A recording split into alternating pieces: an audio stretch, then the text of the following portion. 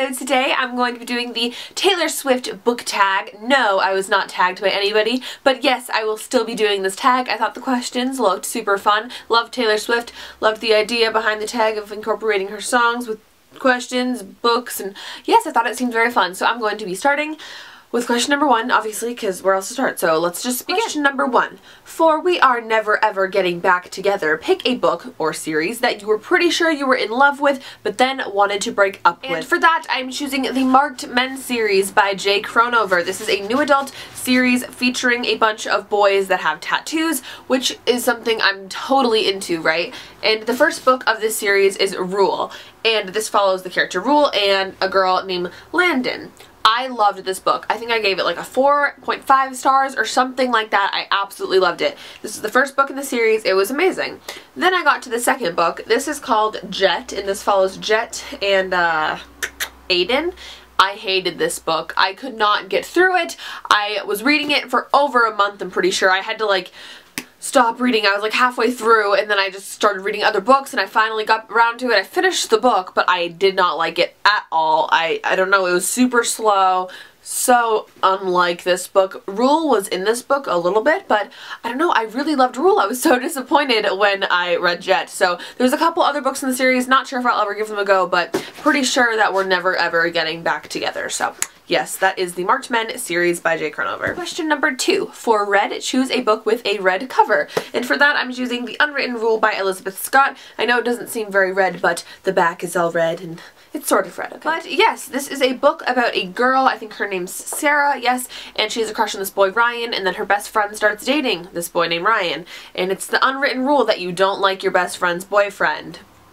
But Sarah can't really help her feelings, so this book explores that sort of situation. I really like this book. I read it a while ago, but I've reread it I think a couple of times, and I really do enjoy it. It's a nice fast-paced read, great beachy summer read, even though it's becoming fall. I shouldn't be recommending you beachy reads, okay, I'm sorry. Number 3 is choose a book that makes you feel nostalgic for the best day, and for this I'm choosing The Outsiders by S.E. Hinton. I read this book back when I was in middle school, and whenever I look at this book, I just remember so many things. I remember loving reading this book in school. It was my favorite book I've ever had to read for school to this day. Even though I'm still in school, still reading books for school, this has still been the favorite of all of them. I read this in 8th grade and I was, what, 13 or 14 or something? And I loved this book. I loved it so much. I went out and I watched the movie. I bought the movie on DVD. I became obsessed with the actors. C. Thomas Howell, Matt Dillon, who plays my favorite, Dallas, is that his name? Dallas? Is my favorite character in this book, and he's played by Matt Dillon, and I love him, and I was obsessed with his movies for forever. And C. Thomas Howell's movies, The Secret Admirer is an amazing movie. I love him in that. And I just became so infatuated with this book and the actors surrounding the movie from this book, and it just became one of my all-time favorite things. And when I think of 8th grade, one of the things I think about is being obsessed with The Outsiders, and I don't know, it just makes me feel very nostalgic towards middle school, so I definitely think this is a good one for the best day. Number 4, for love story, choose a book with forbidden love. And what other book could I choose for forbidden love than Forbidden by Tabitha Suzuma? I just finished this book like a week and a half ago or something like that, and I absolutely loved it. This book is about incest. It's about sibling incest, forbidden love, sibling incest. I know, sounds crazy and terrifying, and why would you ever read a book about that?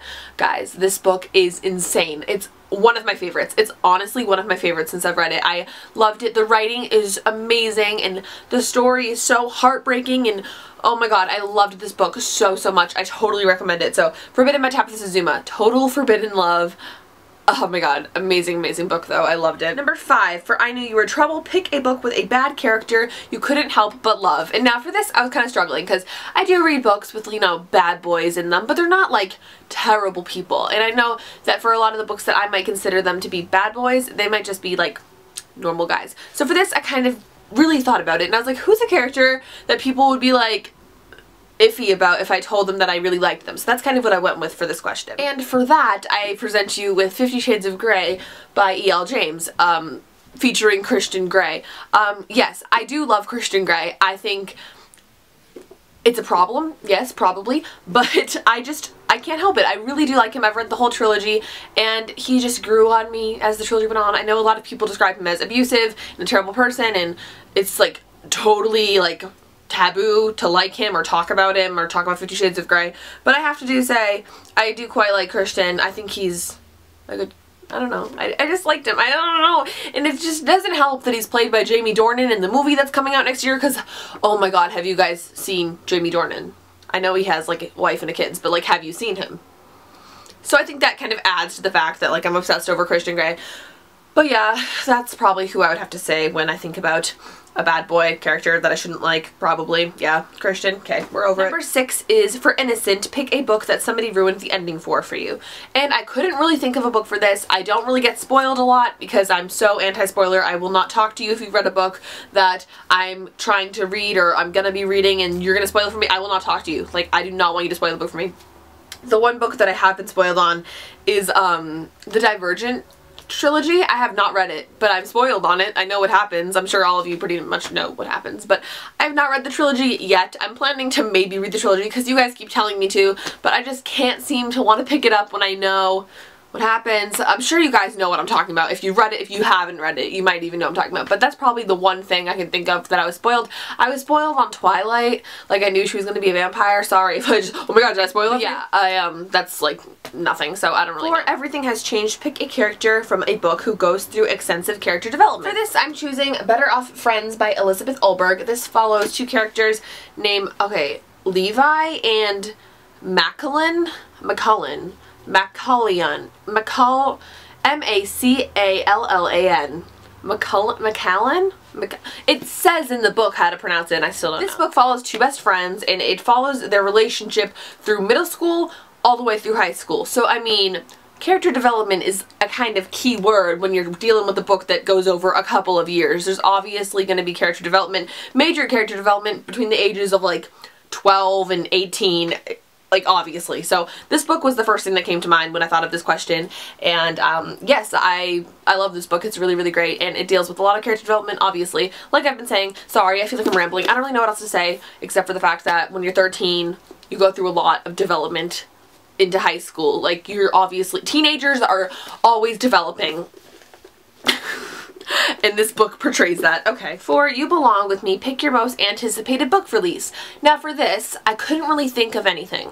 So I guess that means I don't really have a most anticipated book release because I'm assuming that if I did, it would come to mind. The only things I can think of is the fact that Colleen Hoover has another book coming out. I forget what it's called, actually, but that's coming out maybe this year. I think the end of the year maybe, but I'm not really sure. So that's something I would obviously be super excited about because, as y'all probably know, I just said y'all, I'm from Massachusetts. As you guys can probably think if you've watched my videos before, I'm obsessed with Colleen Hoover, so anything she writes is anticipated for me, but I can't really think of anything like most anticipated. Like, Ugly Love just came out, so that was like over. That was a huge, one of my most anticipated books of the year, along with Isla and the Happily Ever After. But those are already out, so maybe if I did this tag like last month, I would have said that, but like, I'm over Number 9 is For Forever and Always. Pick your favorite book couple. For that, I am choosing Abby Abernathy and Travis Maddox from Beautiful Disaster by Jamie McGuire.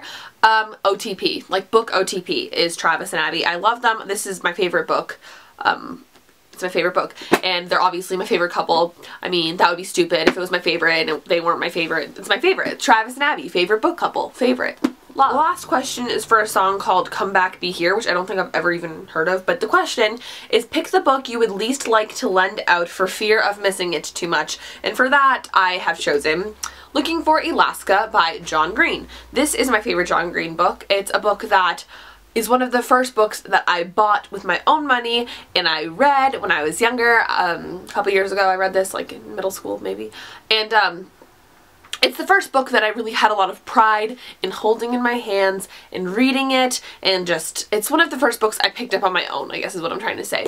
And I loved it, and it's one of my favorite books, my favorite John Green book, like I just said, and it's a book that I think I connect with a lot, which might sound weird if you've read it and you're like, what the hell are you talking about? No, I just really felt a deep connection with this book, and the message of this book means a lot to me, and I really, really enjoy it, and I don't think you can take this. This is mine. This is mine. I'm not gonna give it to you. No. No! Wait, guys, there's bonus questions? I didn't even notice there was bonus questions. Hold on. Hold on. There's 2 bonus questions. Wow, I didn't even see them. Okay, the first one is number 11, and that's Teardrops on My Guitar. Pick a book that made you cry a lot.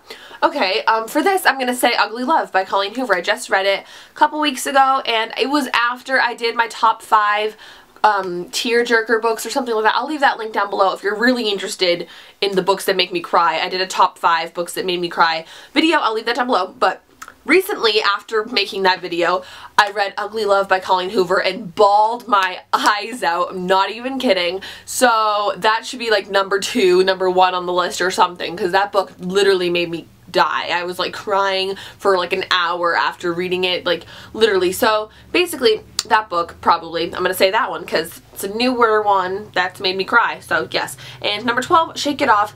Pick a book that you love so much you just shake off the haters. I don't really know. For this, I guess I could say like Anna and the French Kiss and Lola and the Boy Next Door and Island Happily Ever After, because whenever I mention to non-book readers, I'm sure anyone from BookTube, if I told them I love those books, they're like, yeah, me too.